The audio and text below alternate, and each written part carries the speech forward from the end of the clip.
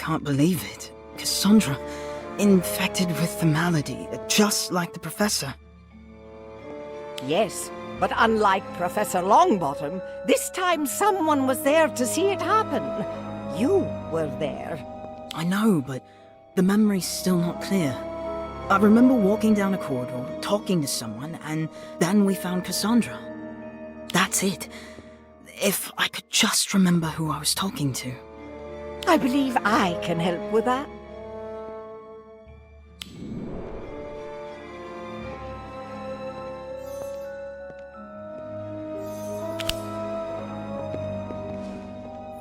Gossamer! You were the one I was talking to. It was Gossamer who alerted me to your unfortunate condition. By the time we found you, you'd wandered back to the greenhouses and were trying to chat up a Mimbulus Mimbletonia. Oh, sorry. No need to apologize. Now, if you wouldn't mind, Gossamer, please tell us what happened.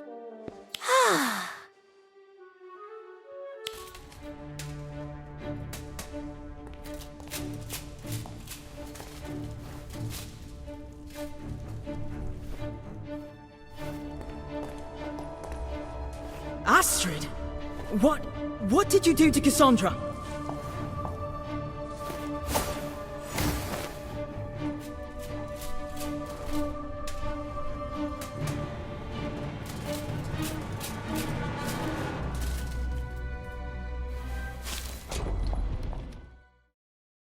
But Astrid can't have done it.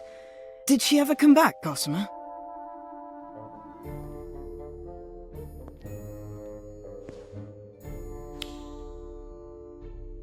Thank you, Gossamer. You may go.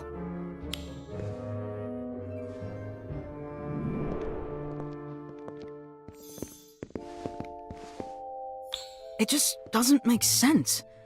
There must be something I'm forgetting.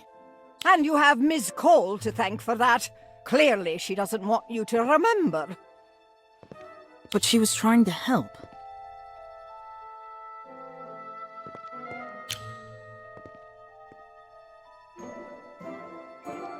All evidence points to Ms. Cole, does it not? Her curious wanderings, the secretive lab, the photographs, and then there's the matter of the plant she took. The one Cassandra was holding. Why would she take that? I don't know.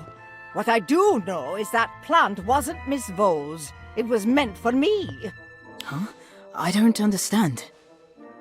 It was one of those bloom-for-you plants that Mr. Thorne has been selling. He was hoping to get my recommendation, but the flower failed to bloom. Miss Vole volunteered to return it to his shop. And Astrid took it. It must mean something. Perhaps. What do you know about Mr. Thorne's creations? Not much, except that Cassandra was obsessed with them.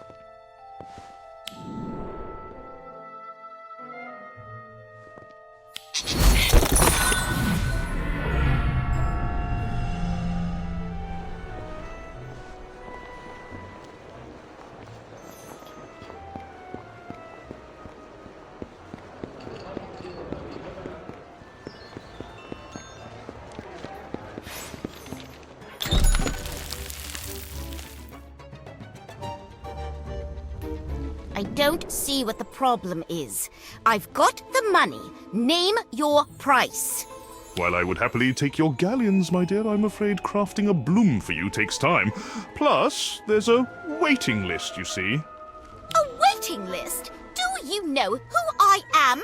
When my father hears about this... I'll be right with you here in a moment. In the meantime, be sure to check out our wide selection of seeds, fertilizer, and planting benches. My assistant can help you.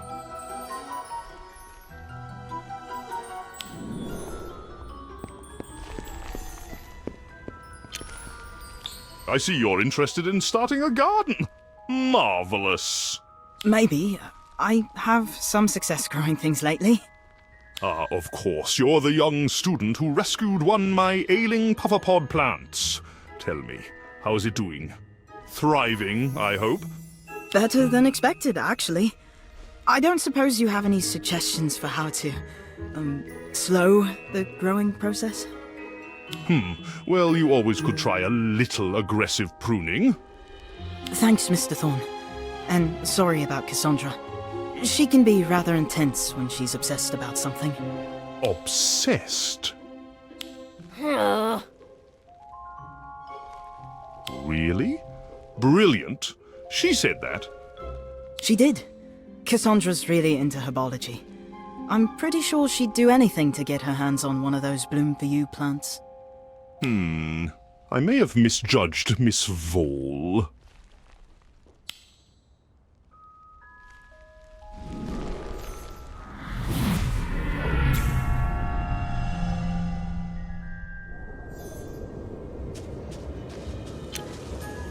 Cassandra seems happy. I guess she finally got what she wanted. Don't be so pessimistic, Daniel. I'm just happy to be outside. I wonder what Mr. Thorne has in store for us today. Good afternoon! Today we'll be collecting plant samples as part of the effort to find a cure for the so-called mysterious malady. The very same ailment that has befallen our beloved Professor Longbottom.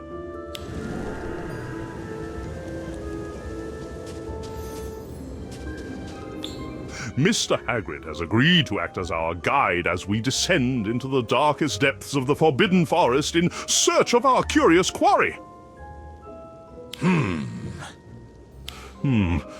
Yes, a mite too dangerous. Perhaps a nearby clearing then, if it's not too much trouble.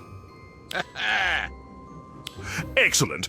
All right, everyone, gather your things. Don't forget your dragon hide gloves, and be careful where you step.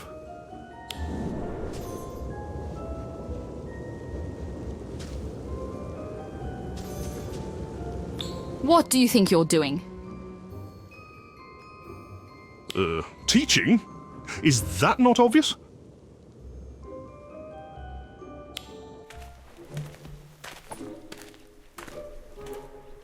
Seems rather upset, doesn't she? I wonder what's wrong.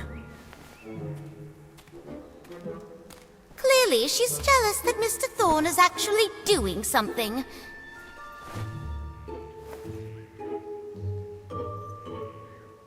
Bobblehead charms? My goodness, whatever for?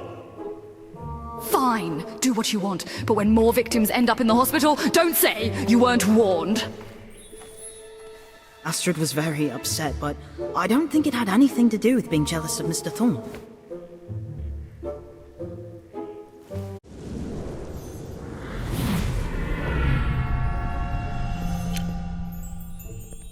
I think she was worried about us. How so? Well, she did warn that there could be more victims. Are you sure that it was a warning? Or could it have been a threat? If I could just talk to her. An option she has sadly not given us.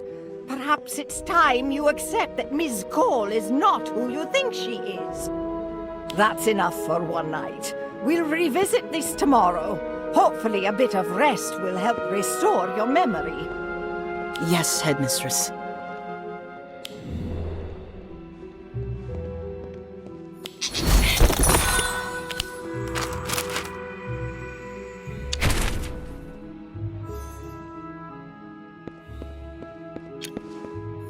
Hello, Colby. How's Cassandra doing? I'm sorry. She didn't deserve this. I just wish I knew what happened. I don't suppose you know anything about the plant she had with her, do you? It was one of Mr. Thorne's Bloom for You flowers?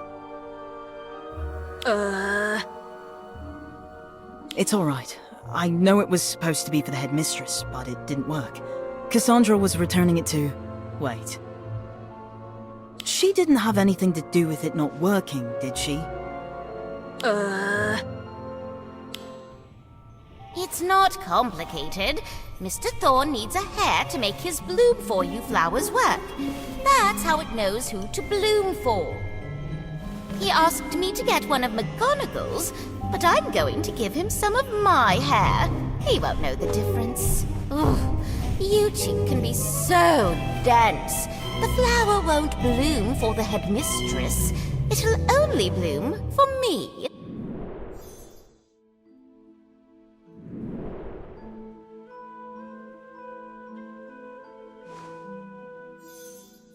Astrid, where have you been? How could I have missed it? It was so obvious. What do you mean? What did you miss? Miss Ball was a mistake.